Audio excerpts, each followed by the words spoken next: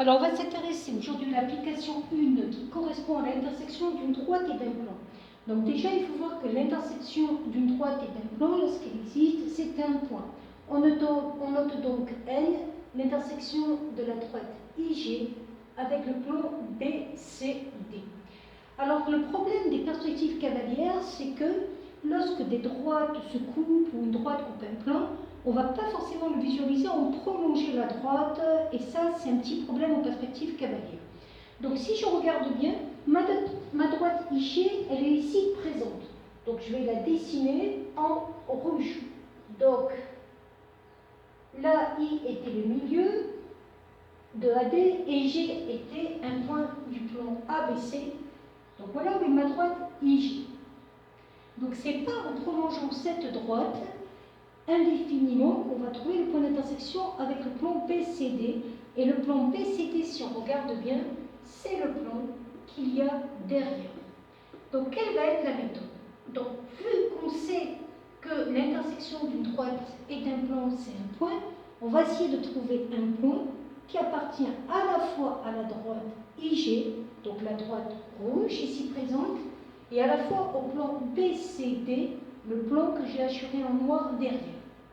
Alors, une des méthodes, c'est déjà de trouver des droites coplanaires pour laquelle je vais pouvoir utiliser un point d'intersection. Exemple, si je prends la droite IG, elle coupe le plan ABC en G. Je vais prolonger la droite AG. La droite AG, elle est dans le plan ABC. Elle va donc couper, et ça se voit, le côté BC en un point, que je vais appeler par exemple M. Ce point M a une particularité, il est bien sur la droite AG, mais il est aussi sur la droite BC, donc il est aussi dans le plan BCD. Donc ce point M est commun donc à la droite AG au plan BCD. Mais le point M qui est sur la droite AG, il a une particularité, c'est qu'il est aussi dans le plan DAM. Et ce plan DAM a une particularité, c'est qu'il contient la droite IG. Donc là, je viens de construire un point M qui a la particularité suivante. Le point M appartient à la droite AG. On voit que la droite AG et la droite JI sont coplanaires. AG et JI sont coplanaires. Donc ça veut dire qu'elles appartiennent dans le même plan. Et donc on peut dire aussi que M est dans le plan AGI. Donc M est aussi dans le plan AGI. Donc ça, on n'a pas de souci. Donc si on regarde ce point M, on voit qu'il est dans le plan AGI, mais il est aussi dans le plan BCD.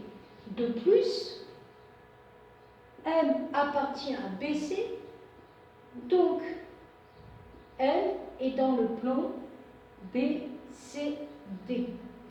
On peut donc voir que si je prends l'intersection du plan AGI avec le plan BCD, ça sera donc une droite qui passera par le point M. Mais en même temps, cette droite, elle passe aussi par le point D, puisque D est sur la droite IA, et donc est bien aussi dans le plan.